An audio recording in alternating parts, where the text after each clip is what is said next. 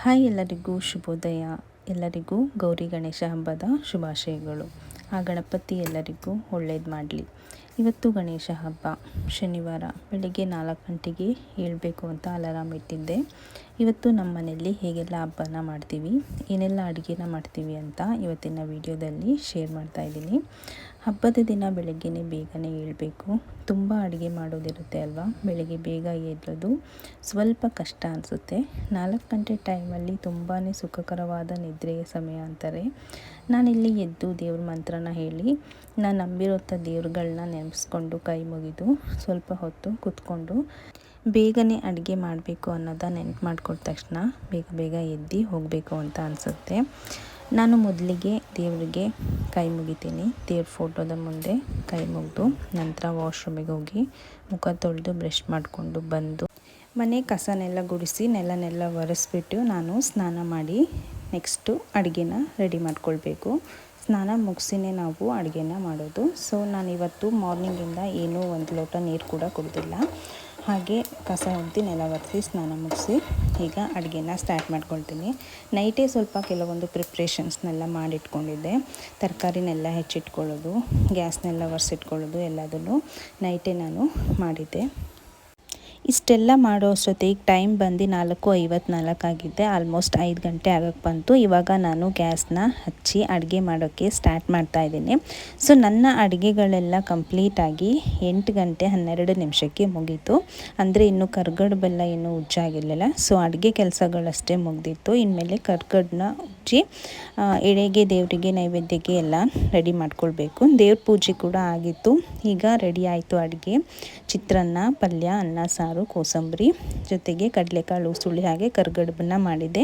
Next ನಾವು ದೇವಸ್ಥಾನಕ್ಕೆ ಹೋಗಿ ಹಾಲು ತುಪ್ಪನ ಬಿಡ್ತೀವಲ್ವ. ಸೊ ಅದಕ್ಕೆ ಬೇಗ ಸೀರೆನ ಉಟ್ಕೊಂಡು ರೆಡಿ ಆಗಬೇಕು. ನಾವು ಎಷ್ಟೇ ಬೇಗನೆ ಎದ್ದು ಬೇಗನೆ ಅಡುಗೆ ಮುಗಿಸಿದ್ರು ಅರ್ಜೆಂಟ್ ಅನ್ನೋದು ಇದ್ದೇ ಇರುತ್ತೆ. ಬೇರೆಯವರು ವ್ಲಾಗಲ್ಲಿ ತೋರಿಸಿರೋ ಥರ ಕೂಲಾಗಿ ನಿಧಾನವಾಗಿ ಅಡುಗೆ ತೋರಿಸೋದು, ರೆಡಿಯಾಗೋದು ತೋರಿಸೋದು, ದೇವಸ್ಥಾನಕ್ಕೆ ಹೋಗಿ ಪೂಜೆ ಮಾಡೋದು ತೋರಿಸೋದು ಅದೆಲ್ಲ ನಮ್ಮ ಕಡೆ ಖಂಡಿತ ಸಾಧ್ಯನೇ ಇಲ್ಲ. ನಾನು ಆದಷ್ಟು ನನಗೆ ಟ್ರೈ ಮಾಡಿದಷ್ಟು ನಾನು ವಿಡಿಯೋಸ್ನ ಮಾಡಿಕೊಂಡು ಇಲ್ಲಿ ತೋರಿಸಿದ್ದೀನಿ. ಸೊ ರಿಯಲ್ ಫ್ಯಾಕ್ಟ್ ಏನಿದೆ ಅನ್ನೋದನ್ನು ನಾನಿಲ್ಲಿ ತೋರಿಸಿದ್ದೀನಿ. ಸೊ ಇಲ್ಲಿ ದೇವಸ್ಥಾನ ಬಂದು ಮೈಲಮ್ಮನ ದೇವಸ್ಥಾನ. ನಾವು ಇಲ್ಲೇ ಹುತ್ತಪ್ಪಗೆ ಹಾಲನ್ನ ಬಿಡೋದು. ನಾಗರ ಪಂಚಮಿಗೆ ನಾವು ಹಾಲನ್ನ ಬಿಡೋದಿಲ್ಲ. ಗಣಪತಿ ಹಬ್ಬದ ದಿನ ನಾವು ದೇವರಿಗೆ ನೈವೇದ್ಯನ ಮಾಡಿ ಇಲ್ಲಿ ಹಾಲು ಬಿಟ್ಟು ಹಾಗೆ ಒಳಗಿರುವ ಗರ್ಭಗುಡಿ ದೇವರಿಗೂ ಕೂಡ ನೈವೇದ್ಯನ ಕೊಡ್ತೀವಿ. ಅಲ್ಲಿಂದ ದೇವ್ರ ಪೂಜೆನೆಲ್ಲ ಮುಗಿಸಿ ದೇವಸ್ಥಾನ ಒಂದು ರೌಂಡ್ನ ಹಾಕ್ಕೊಂಡು ಅಲ್ಲಲ್ಲಿರುವ ಸಣ್ಣ ಪುಟ್ಟ ದೇವ್ರುಗಳಿಗೂ ಕೂಡ ಕೈ ಮುಗಿದು ನೆಕ್ಸ್ಟ್ ನಾವು ನಮ್ಮೂರಿನ ಶಕ್ತಿಶಾಲಿ ಗ್ರಾಮ ದೇವತೆಯಾದ ಕೆಂಚಮ್ಮ ದೇವಸ್ಥಾನಕ್ಕೆ ಬಂದ್ವಿ. ಈ ದೇವಸ್ಥಾನ ತುಂಬ ವಿಶಾಲವಾಗಿದೆ. ತುಂಬಾ ಪವರ್ಫುಲ್ ಶಕ್ತಿ ದೇವತೆ. ನೋಡ್ತಾ ಇರ್ಬೋದು, ತುಂಬಾ ಪೀಸ್ಫುಲ್ ಆಗಿದೆ ದೇವಸ್ಥಾನ. ಆ್ಯಂಡ್ ದೇವಸ್ಥಾನದ ಒಳಗೆ ಕೂಡ ಯಾರೂ ಜನ ಇರಲಿಲ್ಲ. ಸೊ ಹಾಗಾಗಿ ನಾನು ವಿಡಿಯೋ ಮಾಡ್ಕೊಳ್ಳೋಕ್ಕೆ ತುಂಬಾ ಚೆನ್ನಾಗಾಯಿತು. ನೋಡ್ತಾ ಇರ್ಬೋದು, ಗರ್ಭಗುಡಿಯಲ್ಲಿರುವ ದೇವರು ಅಂತರಘಟ್ಟಮ್ಮ ತುಂಬಾ ಚೆನ್ನಾಗಿ ಅಲಂಕಾರ ಮಾಡಿದರು. ಹಾಗೆ ತುಂಬಾ ಚೆನ್ನಾಗಿ ಸೀರೆನ ಉಡಿಸಿದ್ರು. ನೋಡೋದಕ್ಕೆ ತುಂಬಾ ಚೆನ್ನಾಗಿ ಕಾಣಿಸ್ತಾ ಇತ್ತು. ಗಣಪತಿನ ದೇವಸ್ಥಾನದಲ್ಲಿ ಕೂರಿಸೋದಕ್ಕೆ ಹೊರಗಡೆ ಗಣಪತಿ ಪೂಜೆನ ಮಾಡ್ತಾಯಿದ್ರು. ಸೊ ಅಷ್ಟರಲ್ಲಿ ನಾನು ವಿಡಿಯೋನ ಮಾಡಿಕೊಂಡೆ. ಇದು ಬಂದು ಕೆಂಚಮ್ಮ. ಗರ್ಭಗುಡಿಯಲ್ಲಿರೋದು ಕೆಂಚಮ್ಮ ದೇವರು, ಈ ಕಡೆ ಇರೋದು ಹೊರಡೋ ಅಮ್ಮ. ಹಾಗೆ ಅದ್ರ ಪಕ್ಕದಲ್ಲಿ ಬಂದು ಮೈಲಮ್ಮ ದೇವರು ಕೂಡ ಇದೆ. ಅದು ಕೂಡ ಹೊರಡೋ ಅಮ್ಮ ಮುಂದೆ ಇಟ್ಟಿದ್ದಾರೆ. ಸೊ ಈ 3 ದೇವತೆಗಳು ತುಂಬಾ ಶಕ್ತಿಶಾಲಿ ಪವರ್ಫುಲ್ ದೇವರು ನಮ್ಮೂರಲ್ಲಿ. ಹಾಗೆ ನೋಡ್ತಾ ಇರ್ಬೋದು, ಈ ಕಡೆಯಿಂದ ಮಂಜುನಾಥ ಸ್ವಾಮಿ ದೇವ್ರನ್ನ ಫೋಟೋ ಕೂಡ ಇಲ್ಲಿ ಇಟ್ಟಿದ್ದೀವಿ. ಸೊ ಸ್ಟಾರ್ಟಿಂಗಿಂದ ತೋರಿಸ್ತಾ ಇದ್ದೀನಿ. ಇಲ್ಲಿಂದ ಬಂದರೆ ಇಲ್ಲಿ ಮಂಜುನಾಥ ಸ್ವಾಮಿ ದೇವ್ರದ್ದು ಫೋಟೋ ಇಟ್ಟು ಪೂಜೆ ಮಾಡ್ತಾರೆ. ಸೊ ನಮ್ಮೂರಲ್ಲಿ ಭಜನೆ ಹೋಗುತ್ತಲ್ಲ, ಸೊ ಇಲ್ಲಿಂದ ಪೂಜೆನ ಮುಗಿಸ್ಕೊಂಡು ಭಜನೆನ ಹೋಗ್ತಾರೆ ಸೋಮವಾರ. ಆ್ಯಂಡ್ ನೆಕ್ಸ್ಟ್ ಬಂದರೆ ಗರ್ಭಗುಡಿ ಒಳಗೆ ಮೊದಲನೇ ದೇವ್ರು ಬಂದು ಮೈಲವ್ವ ತಾಯಿ, ನೆಕ್ಸ್ಟ್ ಬಂದು ಅಂತರಘಟ್ಟಮ್ಮ, ಅದ್ರ ಪಕ್ಕದಲ್ಲಿರೋದು ಕೆಂಚಮ್ಮ ದೇವರು. ಈಗ ಇಲ್ಲಿ ಗಣಪತಿನ ಪೂಜೆನ ಮಾಡಿ ಗಣಪತಿನ ದೇವಸ್ಥಾನದ ಒಳಗೆ ಕೂರ್ಸೋಕ್ಕೆ ಎತ್ಕೊಂಡು ಹೋಗ್ತಾ ಇದ್ದಾರೆ. ಗಣಪತಿನ ದೇವಸ್ಥಾನದಲ್ಲಿ ಪ್ರತಿಷ್ಠಾಪನೆ ಮಾಡಿ ಪೂಜೆನ ಮಾಡಿಕೊಂಡು ನಾವು ಮನೆಗೆ ಬಂದ್ವಿ.